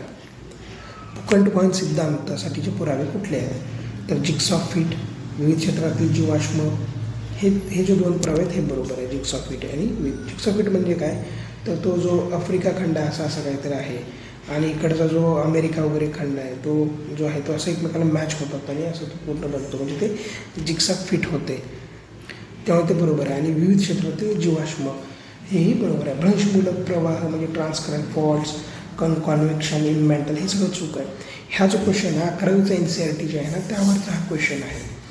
आपल्याला वेळ मिळाल्यास आपण त्या 11वी NCERT वरती पण एक व्हिडिओ बनवूया आणि आपण खरंच इच्छुक असाल तर मला कमेंट बॉक्समध्ये सांगा, आपण व्हिडिओ बनवूया. पृथ्वीचा अंतर्गामा निकेल आणि लोह यांच्यापासून बनलेला आहे. निकेल आणि फेरस बरोबर आहे, निफेपासून बनतो तो. पृथ्वीचे कवच सिलिका, ॲल्युमिनियम आणि मॅग्नेशियम यांच्यापासून बनलेलं आहे, हे पण बरोबर आहे. हा जो आहे पृथ्वीचा अंतर्गामा किंवा विविध असे कारक घटक आहेत, वारा, समुद्र, याच्यावरती क्वेश्चन दरवर्षी येतो आहे, त्यामुळे तो पण टॉपिक करा. आणि अजून एक गोष्ट, समजा 2 स्टेटमेंट तरी मला माहीत नाही तर सहसा चूक करायचं, दोन्ही बरोबर म्हणायचं, पण हे पण तुमच्या पर्सनल चॉईसवरती आहे. पण माझा सल्ला असेल की दोन्ही बरोबर करा. इथं बघा, इथं पण 2 स्टेटमेंट बरोबर आहे. दख्खनचे पठार बेसॉल्टपासून आहे आणि ते ज्वालामुखीच्या उद्रेकातून ते खडक बनलेलं आहे आणि लावा संचयनातनं बनलं, दोन्ही बरोबर. आता पुढं काय म्हटलं आहे, बहिर्निर्मित, अग्निजन्य, अंतर्निर्मित, जलजन्य, रूपांतरित. तर याच्यामध्ये इंग्लिशमध्ये पण बघू शकतो मी एक्सट्रुझिव्ह, इंट्रुझिव्ह, डाईक वगैरे हे जे ते खडकाचे त्यांनी काय म्हणतो आपण स्तंभ दिलेले आहेत, कुठलं स्तंभ ब मध्ये दिलेले आहेत. तर डाईक जो आहे ना तो पृथ्वीच्या पोटात बनतो म्हणजे अंतर्निर्मित डाईक, हे मला फिक्स माहिती आहे. बचं एक इथं आहे बघा, आलं उत्तर. हे पण 11वी NCERT मधला क्वेश्चन आहे. बचा 1 बहिर्निर्मित कॉंग्लोमेरेट दिलं, कचं 2 जलजन्य खडक करून त्याच्या खडक आणि रूपांतरित खडक ग्राफाईट. तुम्हाला काही माहीत नाही पण तुम्हाला एवढं माहिती ग्राफाईट हा रूपांतरित आहे. डचं 3 याच्यावरून उत्तर आलं. बाकीचं काही जरी माहीत नसलं मला जे माहिती आहे त्याच्यावरून उत्तर आलं तर उत्तर येतं. हा NCERT आहे, ज्यांना NCERTमध्ये इंटरेस्ट आहे त्यांनी मला मेसेज करू शकता, आपण स्पेशल NCERTच्या पण गोष्टी डिस्कस करू. हा बघा, विविध कारक आहेत त्यांचाही विचारला. यू आकाराची दरी हिमनदी, गळई नदी, बारखान वाऱ्यापासून आणि कमान जे आहे समुद्र लाटापासून. हा पण प्राकृतिक भूगोलावरचा सोपा क्वेश्चन आहे. आता इथं बघा 2 स्टेटमेंट आहेत, दोन्ही बरोबर दिलेत. सौरशक्तीपासून जी येणारी उष्णता आहे 35% जो आहे त्याचा उपयोग होत नाही आणि त्याला भूधवलता म्हणतात, म्हणजेच काय अल्बिडो म्हणतात त्याला, अल्बिडो पारतं. हवेचे अणू, लहान धुलीकण, ढग, पृथ्वी पृष्ठभाग यांच्यापासून विकिरण परावर्तन क्रियेमुळे उष्णता लघुलहरीद्वारे आकाशात पाठवते. बरोबर आहे. येताना ती दीर्घ लहरीद्वारे येते आणि जाताना लघुलहरीद्वारे जाते. आणि ब हे अचे योग्य स्पष्टीकरण आहे. पुढे सगळं चिनूक स्थानिक वारे, दरवर्षी क्वेश्चन आल्यासारखं याच्यावरती आहे, स्थानिक वाऱ्यावरती वगैरे आपण याला जगाच्या भूगोलात कन्सिडर करू शकतो. चिनूक जे आहे ते उत्तर अमेरिकेच्या रॉकी पर्वतात, हे जे ठीक सांगतो कसं पाठ केलं आहे. खूपदा याच्यावर कन्फ्युजन होतं. रॉक म्हणजे दगड आणि चिनूक म्हणजे छोटा छोटा दगड. चिनूक दगड, चिनूक रॉक्स असं ते पाठ केलं आहे. Chinook Rocky. अला तुम्ही 4 द्या, उत्तर तुमचं आलेलं आहे. ब फॉन काय युरोपमधला आल्प्स पर्वत, हे कसं लक्षात ठेवायचं. युरोपमध्ये असे थंडीचे प्रदेश आहेत, तिथल्या लोकांना असं थंड प्रदेशात राहावं वाटतं, गरमीत त्यांना त्रास, त्यामुळे ते फॅन वापरतात. फॉन युरोपमधला आल्प्स. त्यानंतर लू आपल्या भारतातलं आहे, लू उत्तर भारत, त्यामुळे बचं 3 लू उत्तर भारतातला मैदानी, कचं 3. तुम्हाला बाकी काही नाही माहीत आणि भारताचं तरी माहिती आहे. तुम्ही सुद्धा क्वेश्चन नीट वाचला आणि मला समजा ब क काय माहिती, पण लू मला माहिती आहे, लू भारतातला आहे, त्या कला 3 तिला उत्तर आलं, म्हणजे शांत पेपर सोडवला. हे कधी येतं सगळं, जेव्हा तुम्ही जुने पेपर जे आहेत ते वारंवार बघता तेव्हाच ते कळतं. आपण सगळे व्हिडिओ बनवले आहेत, तुम्ही व्हिडिओ जरी नुसते पाहिले तरी फायदा होईल. तुम्ही स्वतः जरी पाहिले तरी काही अडचण नाही. आणि पेपरच्या दिवशी सकाळी जाताना तुम्ही मागच्या वर्षीचा पेपर 100% पाहायचा आहे, पेपरच्या आदल्या दिवशी पण पाहायचं आहे, त्याची उत्तर टिक करून ठेवा तुम्ही आणि फक्त तो पेपर डोळ्याखालून घाला, तुम्हाला 100% परीक्षेमध्ये याचा फायदा होणार. ही खूप मोठी ट्रिक आहे परीक्षा पास व्हायची. अशा अनेक ट्रिकचा आपण एक व्हिडिओ बनवलेला आहे, पेपरमध्ये काय करायचं, कसं पास व्हायचं, याच्या आपल्या चॅनलवरती खूप व्हिडिओ आहेत, तुम्ही ते पाहू शकता. आता याच्यामध्ये आपण इतर बघूया. मिस्ट्रल जे आहे ते मिस्ट्रल जे आहे ते दक्षिण युरोप ते भूमध्य समुद्र या दरम्यानला आहे, फ्रान्समध्ये ॲक्च्युली. मिस्ट्रल जे आहे ते फ्रान्समध्ये, ते मिस्टर फ्रान्सचा सगळं पाठ केलं आहे. ते मिस्टर दक्षिण युरोप ते भूमध्य समुद्र तिथं आहे. मृदेवरती दरवर्षी प्रश्न आहे. आयोग काय करतो, जे घटक आहेत ना जुने, त्याच घटकावरती थोडं इकडचं तिकडचं बदलून क्वेश्चन विचारतो. त्यामुळे जुने पेपर बघा, तेवढे घटक बाजूला काढा आणि त्याच घटकांचा अभ्यास करा. असं ढिगभर पुस्तकं टाकून काही पण वाचत बसू नका. आता त्याच्यावरचे 10 दिवस आहेत ना, जुने टॉपिक जुने पेपरमधले बघा आणि तेवढेच टॉपिक रिवाईज करा, पास व्हायचे चान्सेस वाढतात. आता पर्वतीय मृदा कुठं आहे, म्हणजे काय आहे त्याच्यात, सफरचंद, काश्मीरमध्ये सफरचंद आहे, पर्वतीय मृदा आहे, लॉजिकचं क्वेश्चन आहे. ते पर्वतीय मृदा सफरचंद आलं उत्तर. की आपल्याला काय माहीत नाही, किंवा एवढं माहिती आहे काळी मृदाची कापसाची आहे, बला 4 द्या, आलं उत्तर. आपल्याला जे माहिती आहे त्याच्यावर उत्तर येतं. वाळवंटी मृदा, भरड धान्य, राजस्थान. जांभी मृदा, काजू, कोकण. पुढचा प्रश्न आहे वीज श्रेणीचे खडक.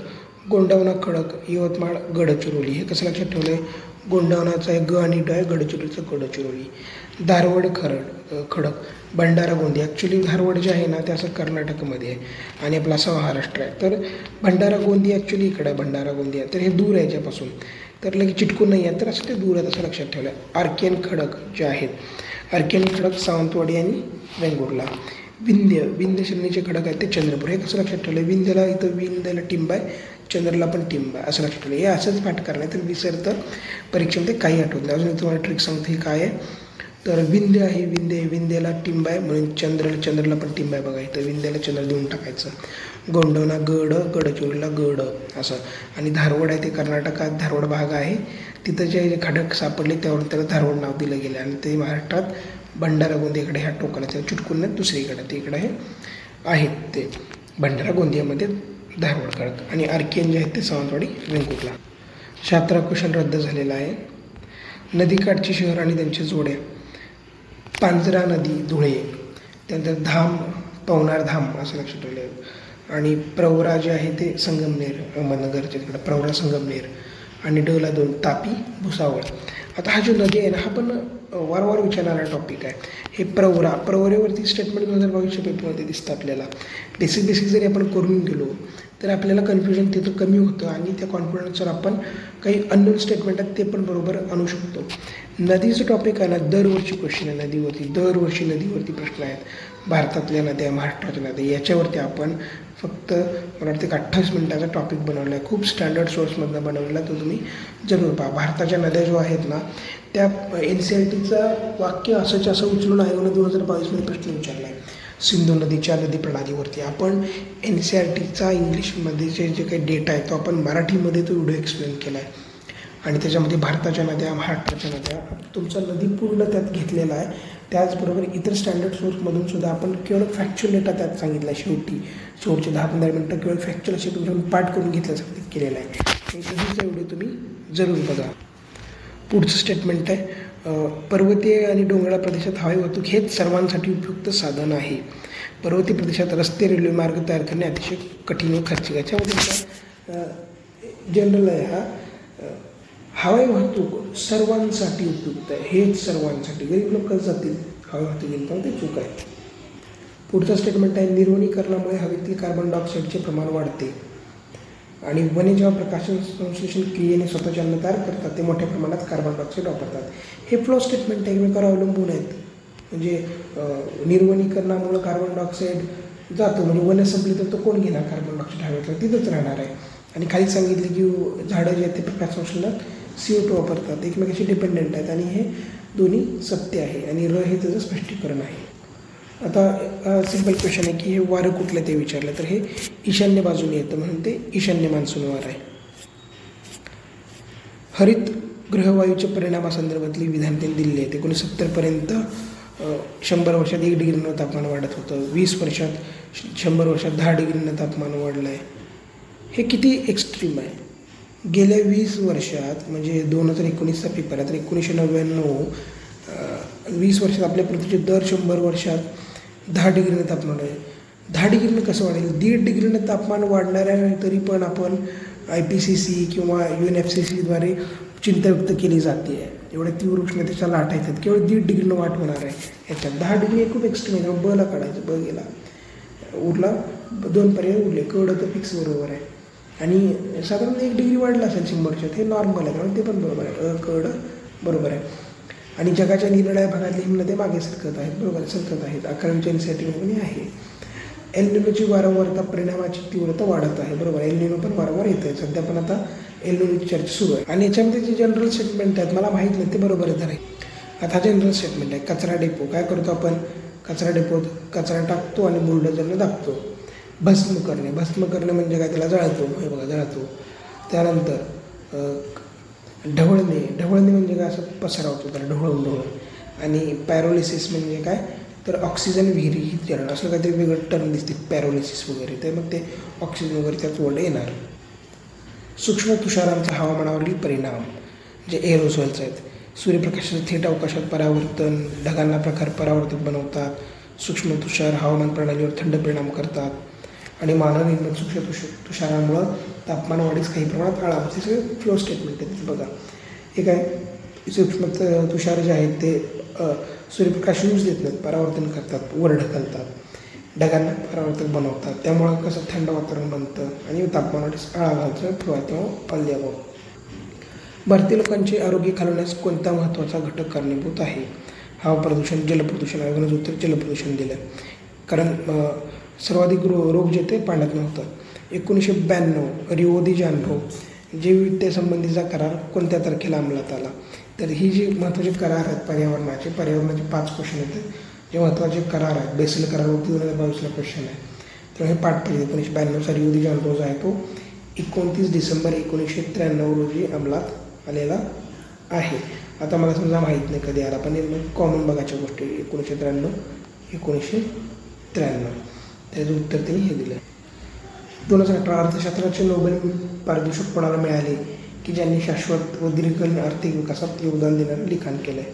तर त्यावेळेचा करंटचा मुद्दा आहे विल्यम नॉर्थस आणि पॉल रोमर. आपण करंटच्या पुरस्कारावरती पण एक व्हिडिओ बनवलेला आहे. 25 पुरस्कार जे आहेत वर्षभरातले खूप महत्त्वाचे पुरस्कार, जेव्हा आयोगाने वारंवार क्वेश्चन विचारले, तो व्हिडिओ आहे, आपण तो पाहू शकता. फक्त 20 मिनिटाचा व्हिडिओ आहे हा. जो गरिबीवरचा क्वेश्चन आहे तो रद्द झाला. गरिबीवरती पण दररोजचे क्वेश्चन आहेत. गरिबीवरचा पण आपण एक छोटासा व्हिडिओ आहे, तो तुम्ही पाहून घेऊ शकता.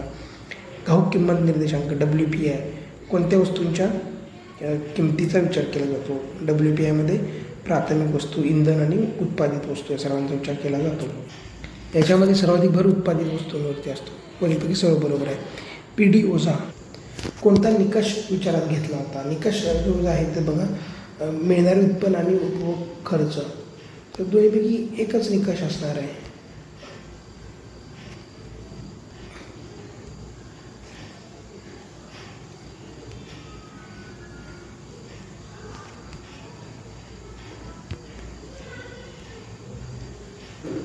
त्यामुळे जो उत्तर आहे प्रति व्यक्ती प्रति महिना उपभोग खर्च.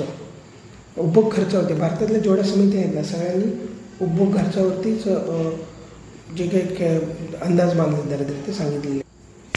PD ओझा उपभोग खर्च हा सिद्धांत म्हणजे हा निकष त्यांनी विचारात घेतला आहे. उपभोग खर्च दोन्ही नाही आहे किंवा वरीलपैकी नाही, हे पण असं नसणार आहे, दोन्ही पण नसणार आहे. त्यामुळे दोन्हीतले एक मारू शकता तरी माहीत नाही. सर्वसमावेशक वृद्धी प्रक्रियेत शासनाच्या योगदानाचे निर्देशक कोणते आहे? तर द रिव्हेन्यू GDP रेशो, महसूल स्थूल देशांतर्गत उत्पादन प्रमाण, सार्वजनिक गुंतवणूक स्थूल देशांतर्गत उत्पादन प्रमाण. म्हणजे काय? गव्हर्नमेंटचं जे कंट्रीब्युशन आहे इन्क्लुझिव्ह ग्रोथमध्ये ते कशावरनं दिसतं आपल्याला? तर निर्देशांक कुठला आहे? तर रिव्हेन्यू GDP रेशो म्हणजे GDPचा आणि रिव्हेन्यूचा जो रेशो वाढला, जर इन्क्लुजनने विकास होत असेल तर तो वाढणार आहे, रिव्हेन्यू वाढणार आहे.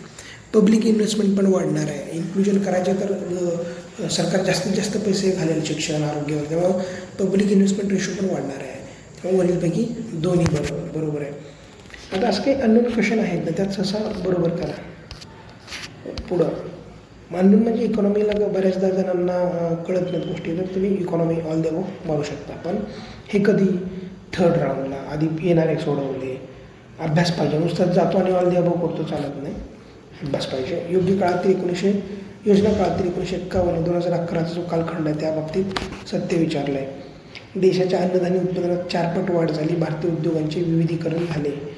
आयात पर्यायीकरण, निर्यात विविधीकरण आणि विज्ञान तंत्रज्ञान विद्येचा प्रसार झाला.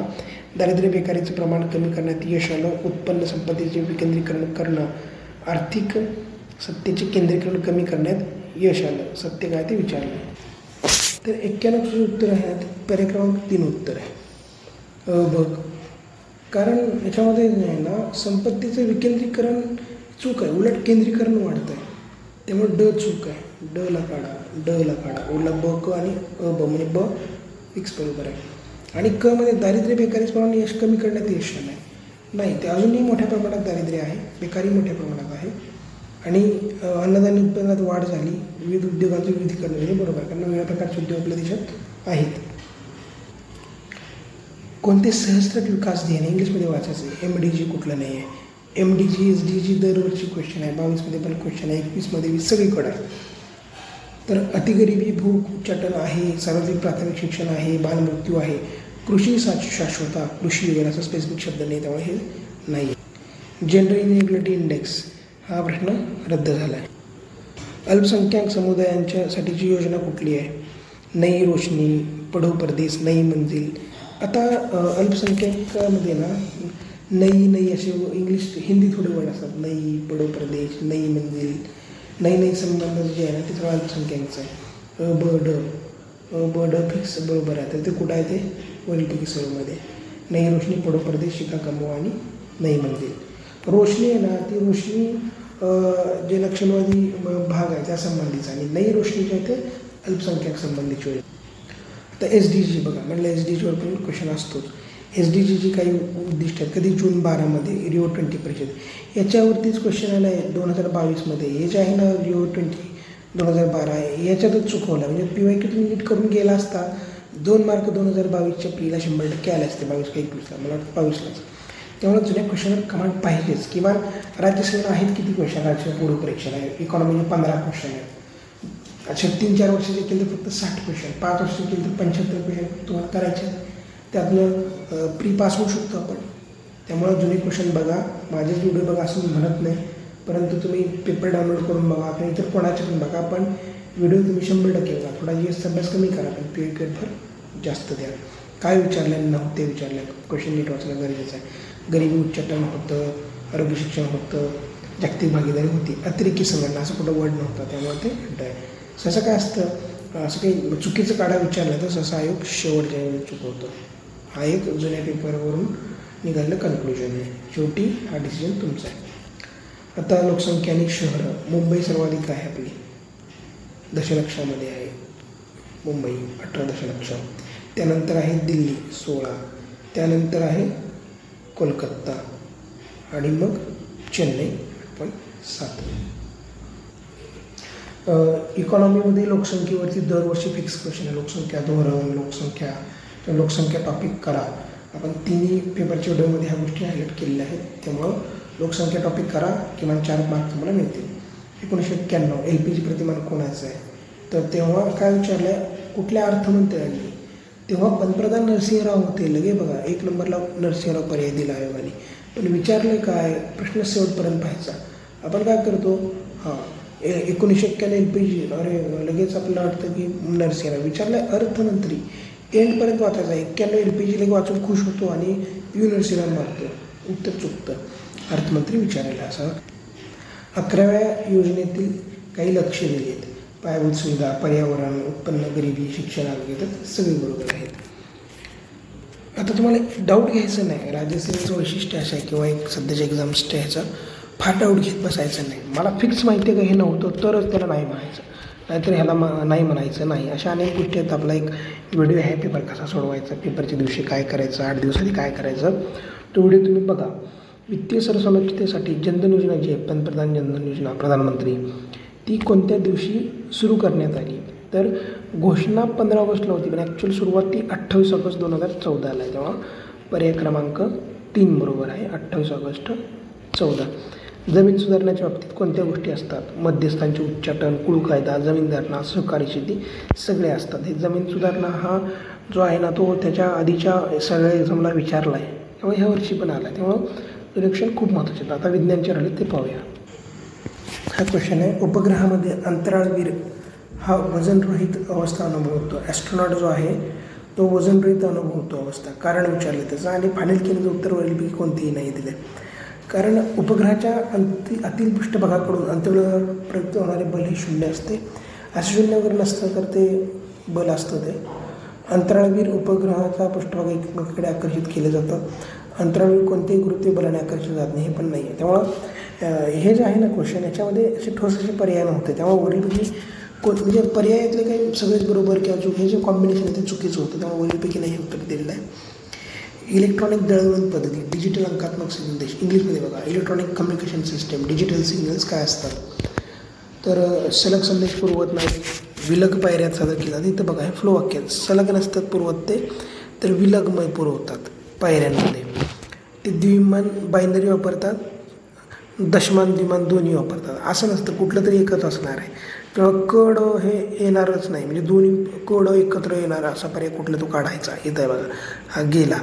ब फिक्स बरोबर आहे, ब इथं आहे, ब इथं आहे, हा पण पर्याय गेला. मग उरला कोण आहे? बायनरी नाही तर तो दशमान आणि द्विमान असं हे पण बाजूला काढलं, म्हणजे हे बायनरी तर असणार आहे किमान, म्हणजे क बरोबर आहे, ब क. हा जो आहे ना आपल्या 10वीच्या सायन्समधला क्वेश्चन आहे, कम्युनिकेशन सिस्टीममधला. आपण सायन्सचं लेक्चर टाकणार आहोत. सायन्स तर तुम्ही त्याच्यामध्ये बघू शकता काय आहे ते. सायन्ससाठी पण बॅच घेण्याचं चालू आहे. अनेक लोक मला व्हॉट्सअपवर मेसेज करतात, त्यासंबंधीची पण एक पोस्ट आपण केली आहे चॅनलवरती. जर तुम्ही इंटरेस्टेड असाल सायन्सच्या याच्यामध्ये तर त्या पोस्टमध्ये एक व्हॉट्सअप नंबर दिलेला आहे, त्याच्यावर तुम्ही मला मेसेज करू शकता. अणुकेंद्रकाभोवती दुसऱ्या कक्षेत भ्रमण करणारे इलेक्ट्रॉनची काहीतरी ऊर्जा वगैरे दिली आहे, ती कक्षेतली ऊर्जा विचारली. आता याचं फॉर्म्युला समजा मला माहीत नाही, येत नाही, तर विज्ञानला काय करायचं? जे अननोन क्वेश्चन आहेत, माहीत नाहीत, त्याला सोडून द्यायचे नाही. कॉमन काय दिले का, वेगळं काय दिले का बघायचे. तर बघायचं कॉमन आहे, 1.51 कॉमन आहे, आणि हे ई व्ही तिन्ही पर्याय ई व्ही आहे, तर हे ई व्ही हे उत्तर आहे. प्रकाशीय तंतू म्हणजे ऑप्टिकल फायबर, त्याचं प्रिन्सिपल विचार. तर इंग्लिशमध्ये पाहिलं तर ते काय, टोटल इंटरनल रिफ्लेक्शन, सी बरोबर आहे. पुढचं बघा, अल्फा कण, बीटा कण वगैरे जे असतं ना, गॅमा वगैरे त्याच्यावरती आहे. तर ऋणभारित बीटा जे आहे ते धन अल्फापेक्षा जास्त अंतर्भेद करतात, म्हणजे अल्फापेक्षा बीटा जास्त अंतर्भेद करतात, बरोबर आहे. उदासीन जे असते गॅमा ते बीटापेक्षा जास्त करतात, बरोबर आहे, सर्वाधिक गॅमाच असतात. आणि सर्वसाधारण उदासीन कण जे आहेत त्यांची अंतर्भेद शक्ती अत्युच्च असते. आता याच्यामध्ये ना अ ब क विधाने तिन्ही बरोबर असं कुठं दिलं आहे का? दिलं नाही आहे. अ फिक्स बरोबर आहे, ब पण फिक्स बरोबर आहे, त्यामुळं अ ब बरोबर असणार पर्याय क्रमांक. During inelastic collision between two bodies which of the following quantities always remain conserved. जेव्हा इनइलॅस्टिक कोल्युजन होतं दोन बॉडी दरम्यान तेव्हा टोटल लिनियर मोमेंटम कन्झर्व होतो. त्याचं उत्तर आहे टोटल लिनियर मोमेंटम. याचं हे पण 10वीच्या याच्यातलं आहे, हे पण तुम्ही पाहू शकता नंतर. कोणत्या जनुकीय रूपांतरित पिकामध्ये जनुकीय अभियांत्रिकी तंत्रानं अजीवनसत्व, ए जीवनसत्व कशात असतं? गोल्डन राईस आपण करंटमध्ये अनेकदा बघितलं आहे. नागतोडा याच्यात नर मादीमध्ये किती संलग्न गट आहेत? तर याच्यात बघा 4, 4, 10, 10, 12, 12, हा अननोन होता, याचं उत्तर 12, 12 दिलेलं आहे त्यांनी. कोणत्या वनस्पतीत HSK किंवा C4 असं प्रकार संशोधन आहे? तेव्हा ऊसामध्ये आहे. तर याचं उत्तर आहे ऊस. याचं कशा लक्षात ठेवायचं? ऊस 2 अक्षर शब्द आहे आणि C4 मध्ये उच्च दुप्पट 4 असं ऊस C4 हे मुख्य परीक्षाला आपला जो कृषी घटक आहे त्याला सुद्धा हे उपयोगी येतं. रसायनापासून स्वतःचे अन्न तयार करणारे जे जीवन आहे स्वयंजीव ते कोणत्या रसायनाचं विघटन करतात? आता हे रसायनापासून बनवतात, तर रसायनं कसे असतात? केमिकल, ते इनऑर्गॅनिक आहेत. त्यामुळे इथं बघा, इथं सगळं दिलं रसायने, तर केमिकल, ते केमिकल कसं असतं? इनऑर्गॅनिक असतं ना, रसायनापासून बनवतात, म्हणजे कसले असतील ते? कशाचं विघटन करणार आहेत? असेंद्रिय द्रव्यांचं. त्यामुळे हे उत्तर 2 आहे. राज्यसेवा पूर्वपरीक्षेला अनेक क्वेश्चन असेच असतात. तुम्हाला तिथं हॉलमध्ये बसून विचार करून त्या क्वेश्चनने नेमकं काय दिलं आहे ते बघून तुम्हाला सोडवायचं आहे. पुढचा प्रश्न, मानवी शरीरातील नॅफ्रॉनमध्ये युरिन बनवण्याचा जो घटनाक्रम आहे तो विचारला आहे. अल्ट्रा फिल्ट्रेशन, फिल्टर होतं, मग सिलेक्टिव्ह रिऑब्झर्वेशन, मग उरलेल्या त्यातलं सिलेक्टिव्ह काढलं जातं आणि मग ट्यूबलेस सिक्रेशन, मग ट्यूबलेस सिक्रेशन ते होतं. तेव्हा त्याचं उत्तर आहे पर्याय क्रमांक 3. आता हे जरी माहीत नसेल तरी इथं बघा कॉमन बघा, अल्ट्राफिकेशन, सिलेक्टिव्ह, ट्यूबलर सिक्रेशन आणि इथे हे कॉमन दिसतं तुम्हाला. हा पर्याय सगळ्यात कॉमन आहे. इथं बघा दुसऱ्या गर्भावस्थेची धोकादायक काय, RH+, RH- असं दिलं. तसं ह्याच्यामध्ये ना हे बघा इथं पॉझिटिव्ह निगेटिव्ह आहे, म्हणजे दोन्हीच सेम आहे ते पर्याय काढायचे. पॉझिटिव्ह गेला, निगेटिव्ह गेला.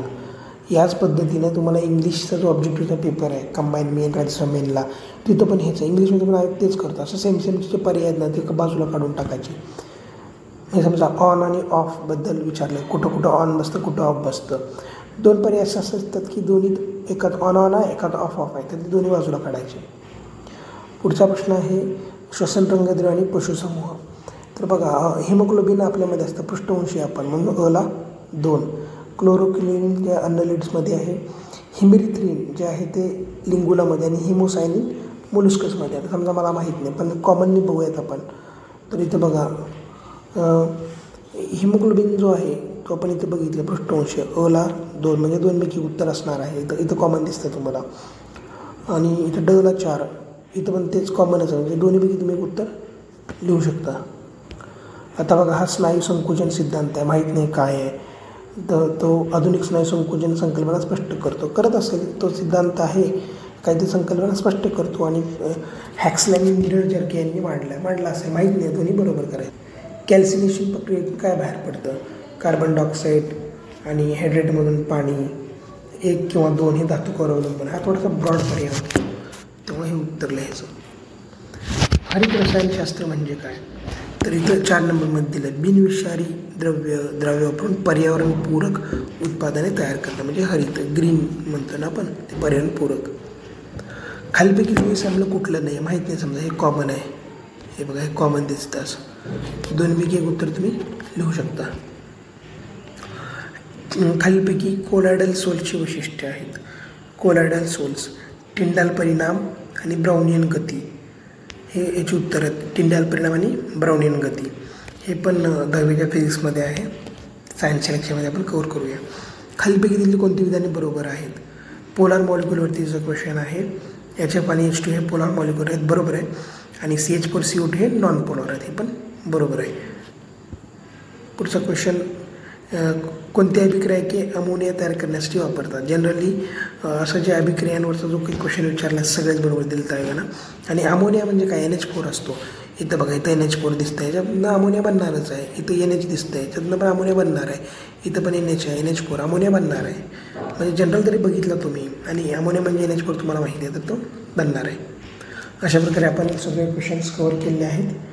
आपण हा व्हिडिओ पाहिला त्याबद्दल आपले धन्यवाद. आपण चॅनलला सबस्क्राईब करा आणि इतर पण व्हिडिओ आपण पाहून आपण राज्यसेवेचा जो पेपर आहे तो या अप्रोचनं सोडवा. आपल्याला पेपर